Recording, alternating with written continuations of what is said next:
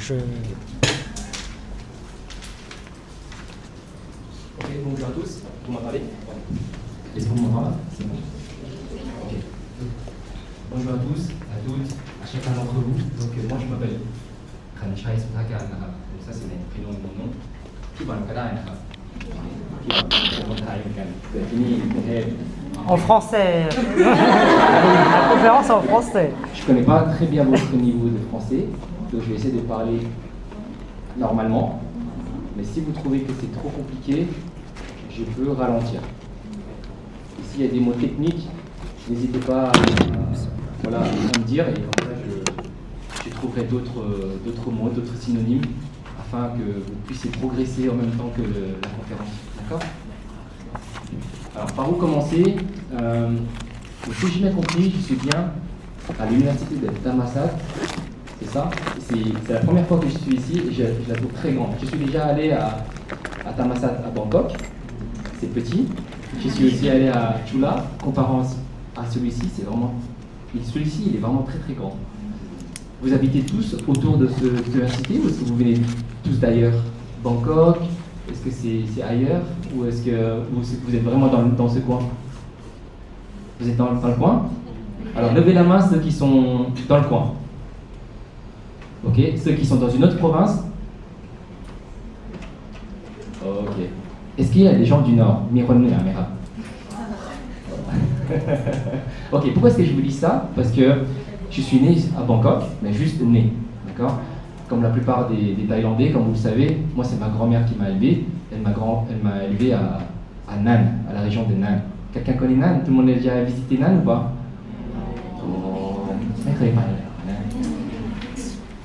Il faut absolument que vous y allez, parce que ça reste encore assez reculé, il n'y a pas trop de touristes, et c'est génial. Sauf si vous préférez avoir beaucoup de pharangues, ce sera autre chose. Mais en tout cas, là-bas, c'est vraiment top, top, top.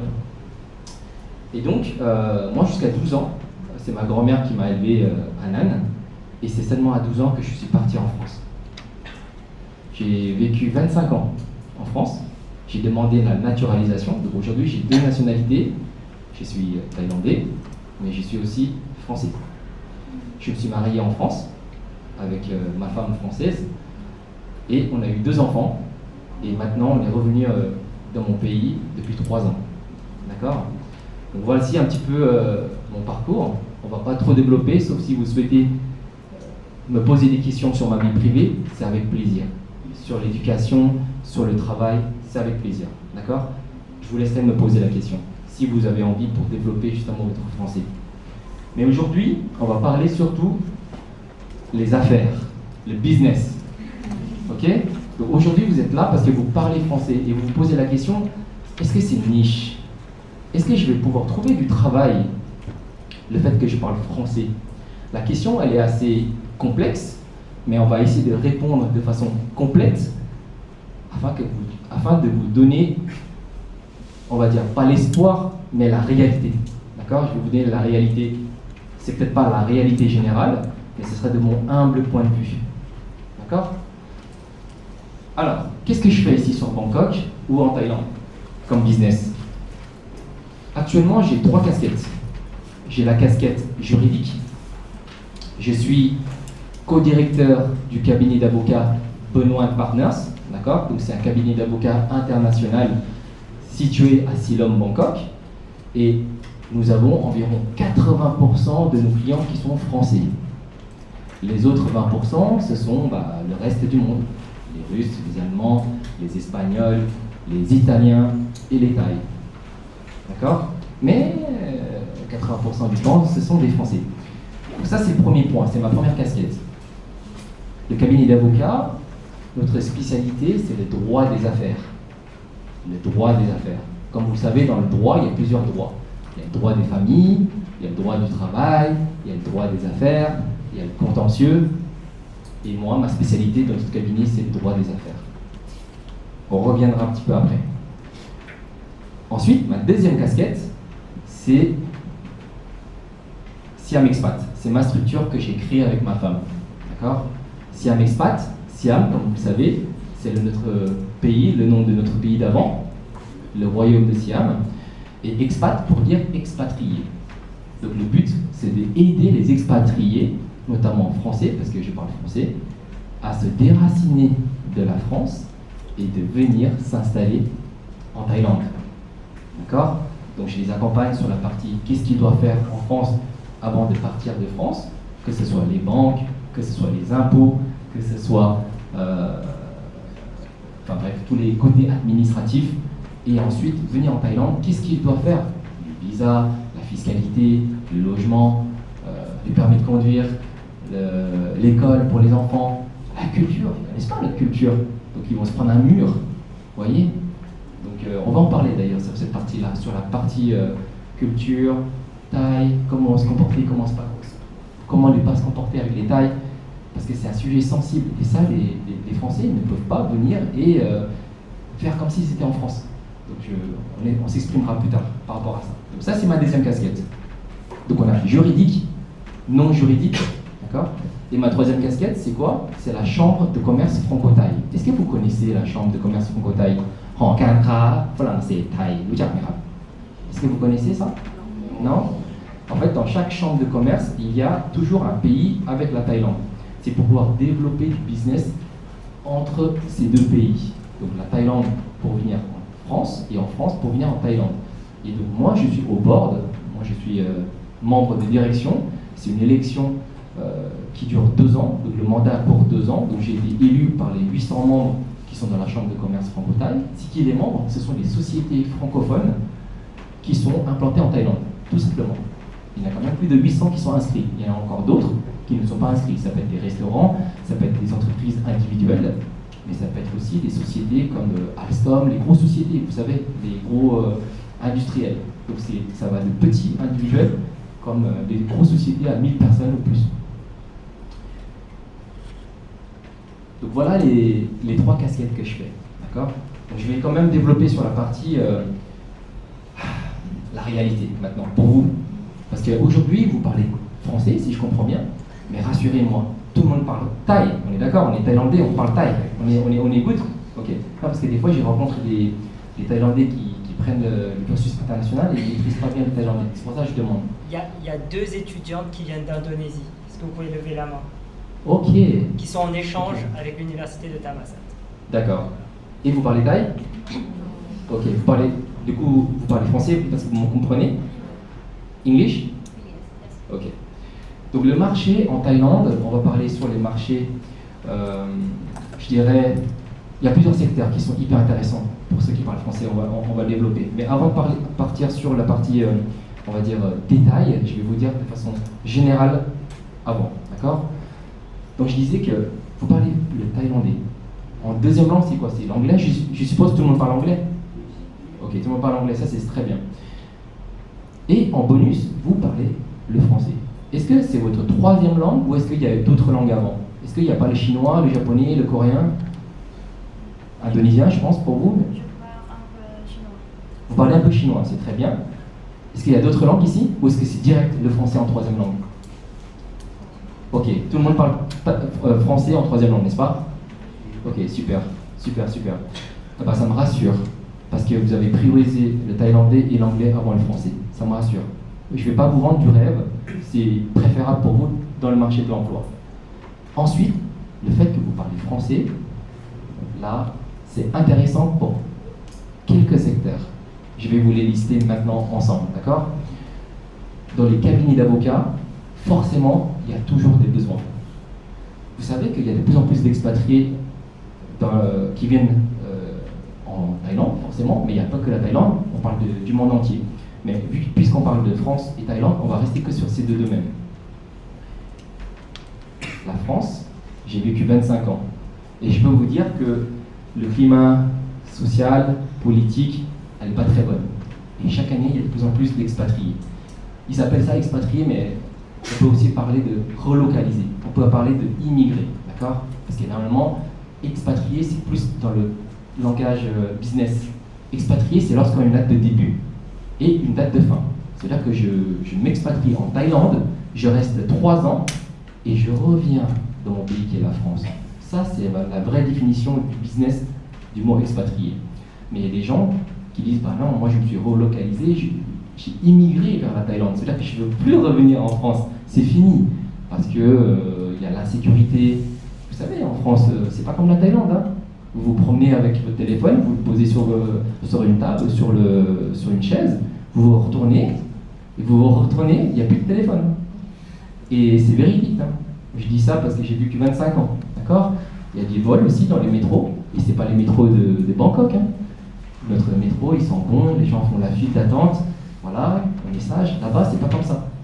Là-bas, ça sent pas très bon, on se sent pas safe, surtout le soir, surtout pour vous les filles. C'est très dangereux de se promener la nuit, le soir. La façon comment vous vous habillez, ça peut être dangereux pour vous.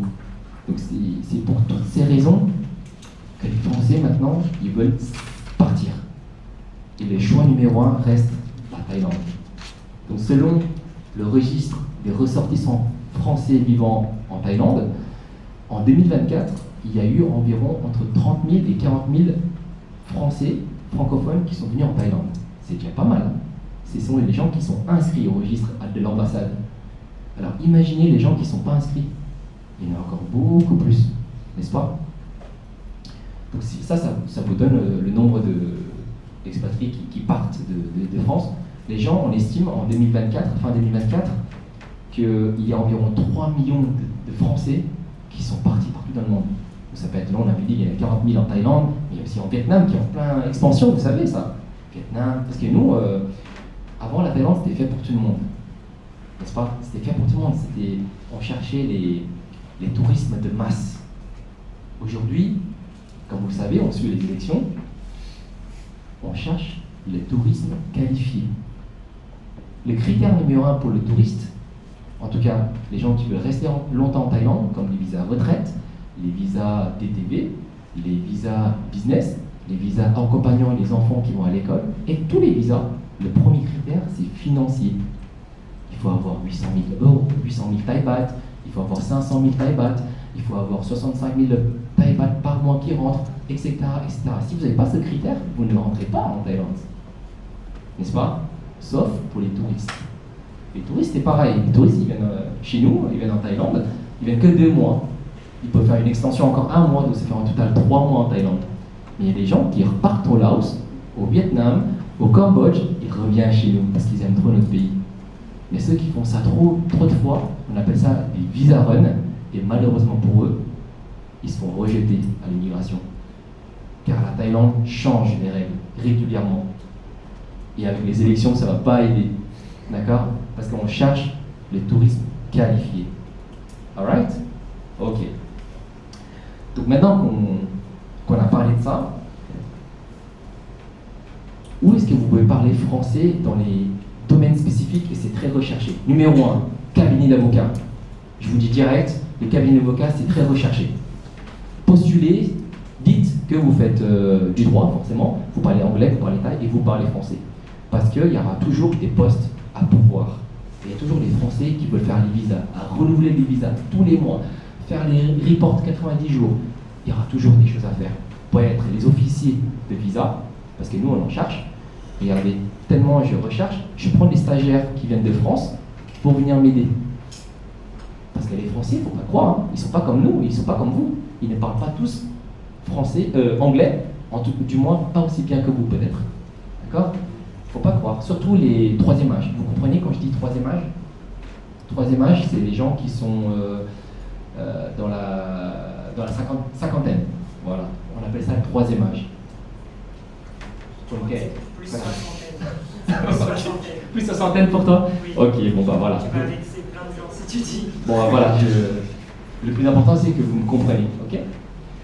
Donc surtout cela, mais même les jeunes, hein, même les jeunes ne maîtrisent pas tous l'anglais. Hein, ils sont tous comme vous, voilà, et on ne peut pas tous être doués à l'école, voilà, en mathématiques, en anglais. Enfin, c'est pareil pour les Français.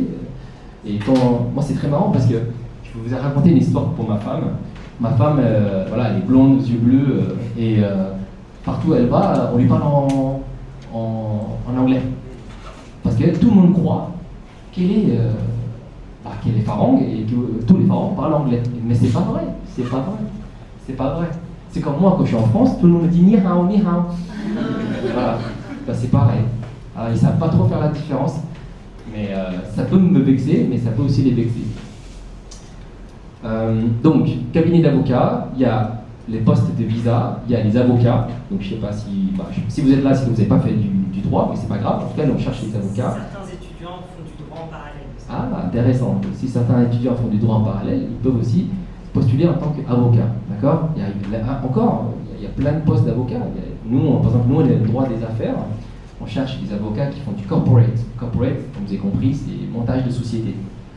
Ça peut être aussi tout ce qui est accompagnement, assistance juridique dans la propriété. Propriété, ce sont acheter des condominiums, acheter des terrains, acheter des maisons, des villas.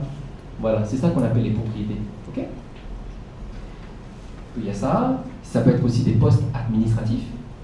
D'accord ? Les postes administratifs dans les cabinets d'avocats ou de façon générale. Voilà, accompagner les clients à la banque, ouvrir un compte bancaire, accompagner les clients à l'end office pour qu'ils signent les papiers voilà, pour le titre de propriété. Vous voyez, le Tabienban, le Chanot, voilà, tout ça. Donc il y a vraiment pas mal de postes intéressants. Et si vous êtes intéressé, bien sûr, dans les cabinets. Donc ça, c'est le premier point. Je vais vous faire participer un petit peu aussi. D'accord ? Le deuxième point. Quel serait le domaine où le français, la langue, c'est intéressant, à votre avis ? On a parlé du droit, enfin juridique. Il y a quoi d'autre ? Culture ? Donnez votre prénom avant de répondre. Votre prénom ? Désolé. Moi, je m'appelle Nadalai. Nadalai, ok. Et Nadalai, vous dites, c'est quoi le domaine qui pourrait être niche ? Culture, vous avez dit, c'est ça ? Oui, couture. Est-ce que vous pouvez développer ? Qu'est-ce que vous appelez culture ? Pardon ? Pour vous, c'est quoi la culture ? La culture, C'est pas grave, allez-y. Je vous entends. La culture, c'est ce qui est la vie d'humain, peut-être la vie des Thaïlandais, la vie des Français. Et pour moi, je vois beaucoup de Français s'intéressent aux cultures thaïlandaises. D'accord. Vous voyez beaucoup de Français qui s'intéressent à la culture thaïlandaise. Oui. Ok, très bien. Alors, on va appeler ces domaines, on va dire relocation, expatriation de façon générale. D'accord ? On a parlé du juridique et maintenant on va parler de la partie expatriation. Donc effectivement, c'est très niche. C'est très niche. D'ailleurs, je vous ai donné cette réponse parce que c'était ma deuxième casquette. Vous vous souvenez ? J'ai une société qui s'appelle Siam Expat. Donc j'aide les Français à venir s'installer en Thaïlande. J'ai mis des formations en ligne. J'accompagne aussi dans les calls et physiquement des familles qui viennent en Thaïlande. Je les accompagne. Je leur propose, voilà, il y a tel endroit où vous pouvez inscrire vos enfants à l'école. Il y a le lycée français, il y a l'école française à Pattaya, il y a tel endroit à Chiang Mai, etc., etc. Il y en a aussi des écoles internationales anglais, anglophones, de façon générale, à Samui, à Phuket, etc., etc. Donc ça, c'est un des sujets dans l'expatriation. Ensuite, peut-être qu'ils ont les permis de conduire. D'accord ? Donc il faudrait aussi les aider à convertir leur permis de conduire. Ou peut-être l'obtention directe, s'ils veulent passer le test, les examens, et faire comme nous, parce qu'ils ne parlent pas tous thaïlandais, donc il va falloir aussi les aider. L'agent immobilier, ça aussi c'est niche. Il y a des Français, comme je vous disais, qui ne parlent pas anglais. Donc si vous parlez français et qu'ils sont français, ils vont être beaucoup plus attentifs. Il y aura la confiance. C'est ça en fait qui fait la différence. C'est que quand on parle la même langue, on a plus confiance. Vous comprenez ? C'est comme vous. Et imaginez que vous allez en France et vous entendez du thaïlandais. Il y a un groupe qui parle thaïlandais, vous avez envie d'aller les voir. C'est normal. Ok. Donc ça donne la confiance. Donc on a parlé d'agents immobiliers, ça c'est très niche. Honnêtement, ça marche du tonnerre. Et ce sont en plus, c'est un métier protégé. Vous êtes thaïlandais, thaïlandaise, vous pouvez faire agent immobilier. Même si, évidemment, s'il n'est pas thaïlandais, on peut aussi faire. Il faut avoir ce qu'on appelle un visa business avec un working permit. Ok ? Donc pour vous, il n'y aura pas besoin de tout ça parce que vous êtes chez vous. Donc ça, c'est très niche. Et faites-le, franchement, c'est incroyable ça. C'est en développement et ne serait-ce que sur YouTube, tapez juste agent immobilier Thaïlande, vous allez voir plein de chaînes et c'est que des Français, des Finlandais. Mais pourquoi pas les Thaïlandais qui parlent français, qui proposent ce genre de services ? Vous voyez, par exemple, ça c'est intéressant. Ensuite, il y a quoi d'autre comme domaine? Oui, Charlie, le business luxe. oui, business luxe. Alors ça, il n'y a pas besoin de parler français, mais effectivement, il y a quelque chose à faire. Alors, il y a quoi comme dans le... Quand on parle de luxe, il y a plusieurs domaines aussi, hein, quand on dit luxe. Ça peut être par exemple le tourisme de luxe. Ok, le tourisme de luxe. Qu'est-ce que j'appelle le tourisme de luxe? Bah, par exemple, vous pouvez organiser des... C'est à vous de trouver des idées. Moi, je vous donne des idées qui existent, mais c'est à vous de trouver d'autres idées. Hein. Donc, les gens adorent venir visiter la Thaïlande. D'accord? Sauf que, ils veulent visiter Bangkok. Prenons juste l'exemple de Bangkok. Moi, j'ai un ami, devinez ce qu'il a fait. Incroyable idée, je la trouve trop bien. Trop bien. Il fait des tours de trottinettes électriques à Bangkok. Donc il a des circuits, voilà, qui montrent le fleuve de Chao Phraya, qui montrent comment ça s'appelle, le grand mall commercial c'est un non, il n'y a pas Icon Siam, voilà, qui est à côté. Il montre notre fameux temple émeraude, comment ça s'appelle? Merci. Non, et Palais Royal, voilà. Donc tout ça, voilà. L'avantage de trottinette électrique, c'est quoi? C'est qu'on va à la même vitesse qu'en marchant, mais on ne se fatigue pas, parce qu'il fait chaud en Thaïlande, n'est-ce pas? Et on va dans les endroits où les motos ne passent pas. Donc ça reste, on se faufile. Ça va vite, on n'est pas fatigué. Juste on se pose sur le trottinette électrique et ça marche. Donc ça c'est hyper niche. Mais pourquoi vous n'avez pas pensé? Pourquoi vous avez laissé les étrangers faire ça? Et là je me suis dit, mais c'est génial. Et pareil, lui, 80% de ses clients, eh ben, c'est des Français. Et dans les Français qui viennent, il n'a même pas besoin de faire de pub. Vous savez c'est qui fait la pub pour lui? Ce sont des hôtels. Les hôtels 3 étoiles, 4 étoiles, 5 étoiles. Lui, il va voir l'hôtel, il va l'écouter. Voici mon affiche, c'est ça mon business. Moi, je peux me promener dans tout le Bangkok avec vos clients français. Et pour la peine, tenez, je vous pose mon affiche et je vous donne 20%. Chaque client que vous me rapportez, je vous donne 20%. L'hôtel, il se frotte les mains. Ah ouais, bah, ils sont déjà là, donc moi, il n'y a plus qu'à poser mon affiche sur la réception. Donc ils vont voir, il y a plein de choses à faire, Kanchanaburi, machin. Ah, tour de trottinette. Génial. Bref, c'est à mes idées. L'objectif, c'est de trouver vous-même des idées. D'accord? Moi, je vous donne des idées comme ça, mais c'est à vous aussi de développer.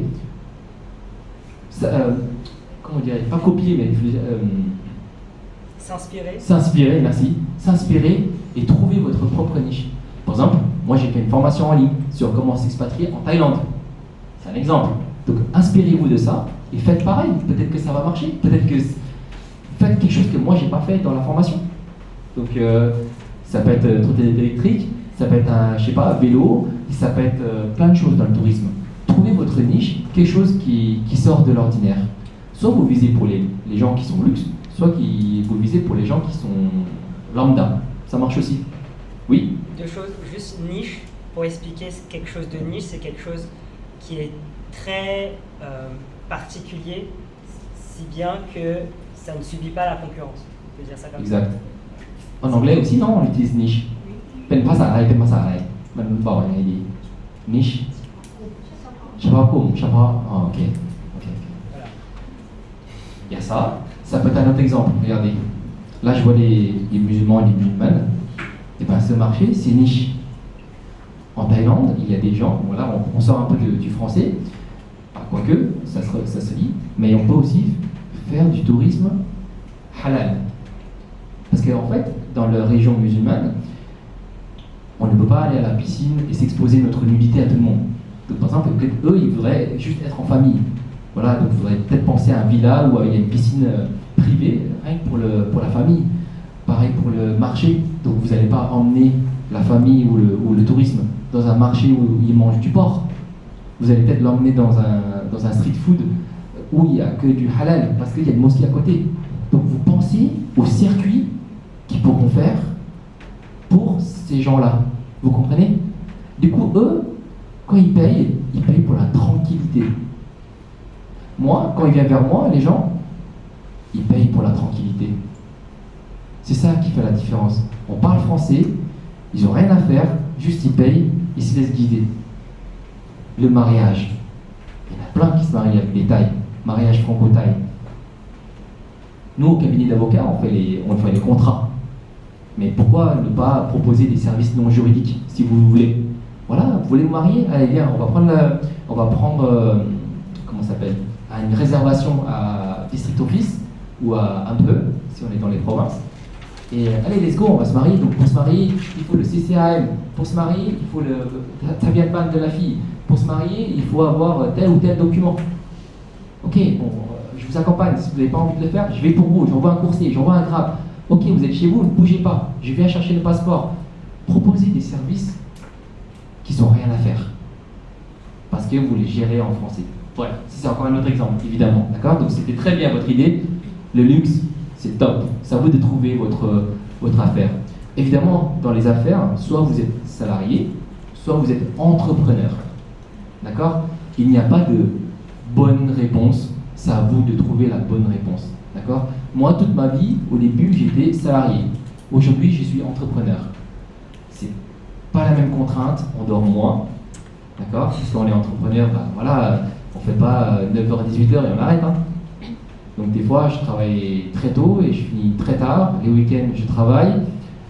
Pendant que j'ai moins de vacances, je réponds au téléphone, donc on a moins de tranquillité, c'est vrai. Mais j'ai une femme à nourrir, j'ai 2 enfants à mettre à l'école et en Thaïlande, c'est cher. Vous le savez très bien. Ok, la scolarité, regardez, le fait que vous êtes ici, c'est vos parents ou c'est vous-même qui vous donnez cette peine de venir jusqu'ici. C'est pas donné. D'accord?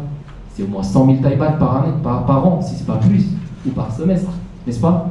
Donc vous aussi, vous devez penser à vos enfants peut-être plus tard, comme vous allez faire, n'est-ce pas? Donc il faut travailler dur. Donc après, c'est à vous de choisir votre vie, soit en tant que salarié, manager, et après, pourquoi pas entrepreneur. Bref. Quoi d'autre? On a oublié l'essentiel, je crois. Votre professeur, Anthony, il est professeur. Donc là, il y a aussi quelque chose à faire. Il y a aussi quelque chose à faire. Il y en a plein de... Alors ça, je trouve ça incroyable, mais il y en a un, et pourquoi pas, hein. Je ne veux pas critiquer négativement ce que j'ai vu, mais je trouve ça bien, et je trouve qu'on devrait mettre en place, nous les Thaïlandais. Eh bien, il y a des Français qui apprennent le thaïlandais aux Français. Mais pourquoi vous êtes là, vous êtes thaïlandais, pourquoi vous apprenez pas le français, le thaïlandais aux Français? Il y a des Français qui apprennent le thaï à des Français. Exactement, c'est ce que j'ai dit en premier. Ok. Est-ce que vous avez compris ça? Il y a des Français qui apprennent le thaï aux Français. Voilà. Donc, ça, évidemment, il y a aussi des Thaïlandais qui apprennent le thaï aux Français. Et attention, je ne vous demande pas de devenir prof avec les diplômes et tout. Hein. Donc, forcément, il y a plusieurs prix. D'accord? Vous n'êtes pas professeur par profession, donc vous ne pourrez pas mettre 1000 bahts par heure. Ça n'a aucun sens, personne ne va vous croire, personne ne va vous prendre. Mais par contre, si c'est pour des échanges, si c'est pour initier à la langue thaïlandaise, la culture et les notions de base, pourquoi pas? Voilà, si la partie en face du client est d'accord. Moi, avec Serve Expat, j'ai énormément de demandes. J'ai énormément de demandes. Mais moi, j'ai pas le temps, je refuse. Voilà, allez voir tel Instagrammeur, Ginny la thaïlandaise, allez voir Sai, il apprend ça dans une formation en ligne, allez voir Anthony, allez voir Shemaki, mais ne venez pas me voir parce que je fais pas ça. J'enseigne qu'ici, moi. Voilà, voilà. Mais pourquoi pas enseigner en privé sur votre smartphone, sur votre laptop. Et si c'est quelque chose qui vous intéresse, je peux aussi vous apporter des leads. Je peux vous apporter des clients, des potentiels clients. Via Anthony ou via... voilà. Après, c'est à vous d'assurer, évidemment. Comme on dit. Voilà, c'est un programme que vous faites vous-même. Je sais que la nouvelle génération, vous utilisez beaucoup l'IA. D'accord? L'IA. Eh bien, utilisez-le. Voilà, si je devais donner un cours une fois par semaine pendant un mois, propose-moi un programme. Vous tapez juste ce prompt, le premier cours, tout ce qui est, comment dire, bonjour, au revoir, merci, les bases. Et ensuite, vous faites le tour de table, ou si c'est des one-to-one, vous faites comme vous voulez. Deuxième cours, ça peut être transport, aéroport, comment on dit bagage, comment on dit ici. Ce sont des choses qui sont utiles à la vie en tant qu'expatrié ou touriste. Vous voyez? Donc, on a des outils qui sont incroyables, comme l'IA aujourd'hui. Ils vont vous donner des idées. Par contre, c'est à vous d'assurer derrière pour le cours. Hein. Attention, hein, c'est à vous d'assurer. Voilà, eux, ils veulent venir en Thaïlande, ou ils sont déjà en Thaïlande, mais ils ne maîtrisent pas le thaïlandais. C'est à vous d'assurer le cours. Mais on ne parle pas des niveaux professionnels, on parle des niveaux amateurs. D'accord? Ça tombe bien, vous parlez français. Ça tombe bien, eux, ils veulent parler thaïlandais. Donc, c'est encore une voie à suivre. D'accord? Voilà, je ne sais pas si j'ai oublié quelque chose. Donc, dites-moi. Qui veut participer déjà pour voir? C'était qui les personnes qui étaient volontaires pour participer à cette collaboration entre les expatriés et les élèves et vous? Qui était partant? Qui était partant pour donner des cours de français? Intéressé, voilà. Donc de tester, voilà. Juste Donc, tester. voilà, Il y avait une dizaine d'élèves qui étaient. Oui. Levez la main. D'accord. C'est une bonne expérience pour vous et pour eux. Sachez-le. Ouais. Moi, je leur ai donné des arguments, mais peut-être toi, tu peux développer sur ce que ça peut leur apporter. Ok. Personnellement et d'un point de vue professionnel, peut-être. Ok. Vous êtes là pour parler le français. Avec qui vous allez parler le français? Avec Anthony, forcément. Mais vous le voyez qu'une fois tous les combien de temps? C'est une fois par jour? 6 heures par semaine. 6 heures par semaine. Mais si vous voulez vraiment maîtriser le français, il faut en rajouter d'autres. D'accord? Et le mieux, c'est d'avoir des échanges avec différentes personnes. Plus. Parce qu'Anthony, il va être là pendant 1 an et après.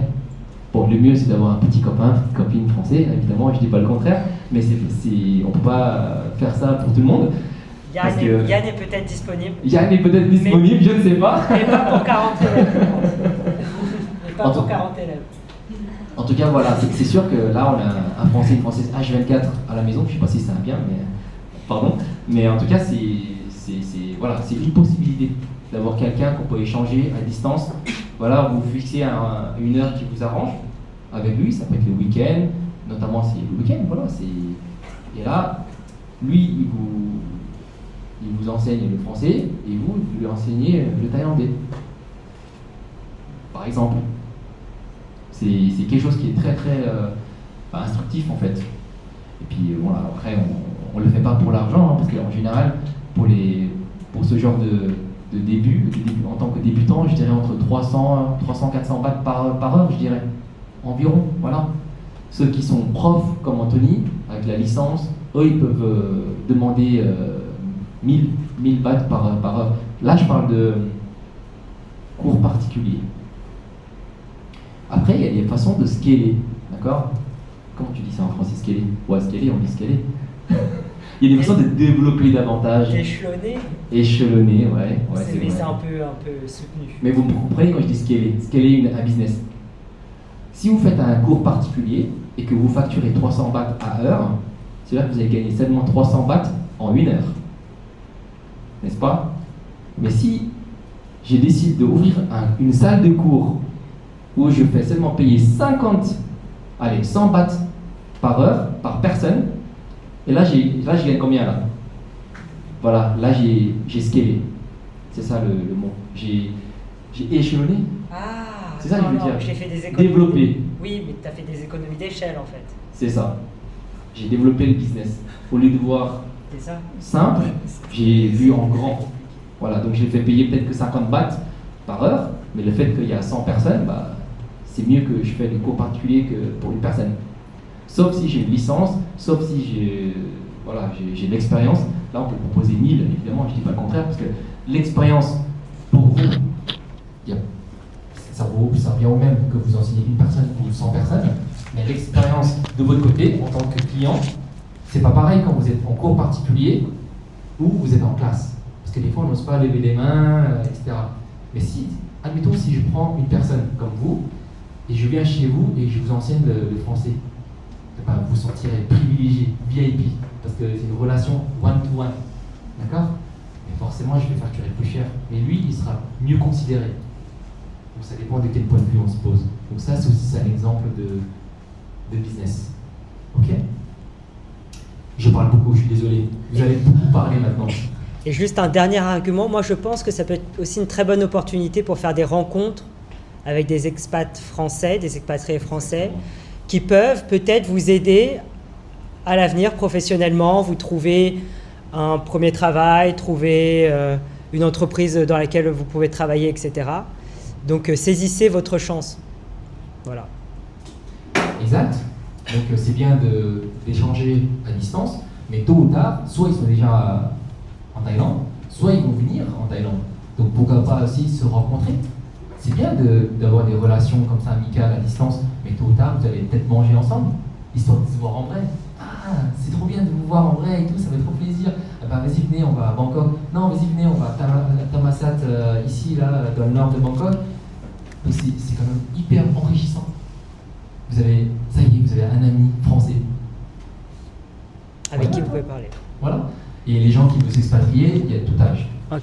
Il y a des gens qui ont 20 ans, comme des gens qui ont 70 ans, évidemment. D'accord? Il y a des gens qui sont solos, il y a des gens qui ont des familles. Donc les besoins sont différents. D'accord? C'est souvent des gens qui viennent en famille ou c'est des gens solos? Il y a un peu de tout. Un peu de tout. Il y a un peu de tout. Mais les gens qui veulent parler le thaïlandais, c'est tout le monde. Et, Ça, c'est sans question. et c'est plutôt des gens qui viennent faire du business ou qui viennent... Alors, c'est un grand mot, le business. La nouvelle génération, ils font des business en ligne. Ils font tous des business en ligne. Les jeunes, aujourd'hui, ils sont e-commerçants. Ils travaillent Amazon FBA, ils font de dropshipping, ils font des business, bref, en ligne de façon générale. Il y a aussi des gens qui veulent ouvrir des business en Thaïlande, un peu moins, mais il y en a. Et enfin, les gens qui veulent tout simplement passer la retraite après 50 ans en Thaïlande. Voilà les différents Profils. Très bien. Bon, bah je crois que j'ai assez parlé. On va maintenant passer aux questions-réponses. Questions. Hein? Et moi, c'est avec plaisir de répondre à vos questions. Alors, quelle heure il est? Peut-être faire une petite pause. Petite pause, ok? Une petite pause, ça te va? De 10 minutes?